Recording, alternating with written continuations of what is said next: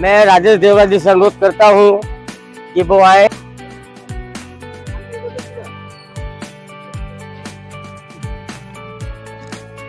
अब मैं अनुरोध करता हूँ सुभाष पोदार जी से कि बिहार प्रादेशिक मारवाड़ी सम्मेलन पटना शाखा के अध्यक्ष श्री प्रसाद मोदी जी का भी विशाल होकर उनका सम्मान करें।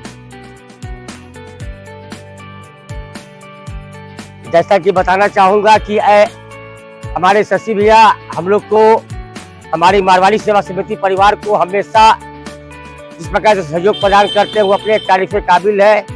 चाहे वो किसी प्रकार का भी कोई कार्यक्रम हो उसमें इनका योगदान हमेशा रहता है, चाहे वो दशहरा हो, चाहे वो मुहर्रम हो या चहल्लुम हो, जो कभी भी ऐसा कार्यक्रम होता हो उसमें इनका बढ़ चढ़ के ये हिस्सा लेते हैं और इनका सहयोग रहता है।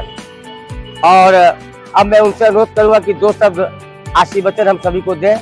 ताली बजाने वाले को रखा अभी लोग बजा देते।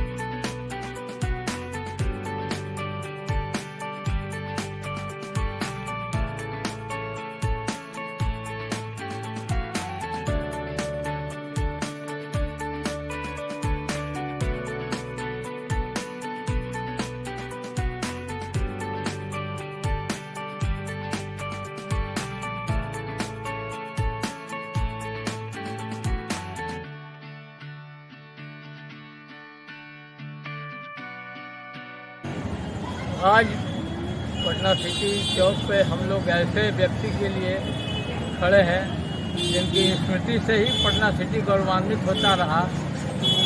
जिंदगी उन्होंने समाज के लिए अपनी ज़िंदगी सर्वस्व न्यौछावर किया। सेवा के लिए ही उन्होंने पटना सिटी को एक ऐसे मुकाम पर पहुंचाया और जिस वक्त यहाँ जनसंघ का और या बीजेपी का कोई नाम लेवा नहीं था, उस वक्त उन्होंने खड़े होकर एक बैनर दिया, पटना सिटी में बीजेपी की स्थापना की।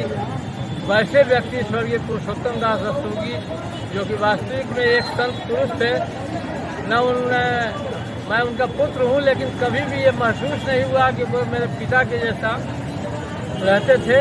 वो एक दोस्त की भांति हमको हर वक्त गाइड करते रहते थे। मुझे ही नहीं, पूरे पटना सिटी को वो अपने परिवार के जैसा मान के सभी के साथ ऐसा ही व्यवहार रखते थे।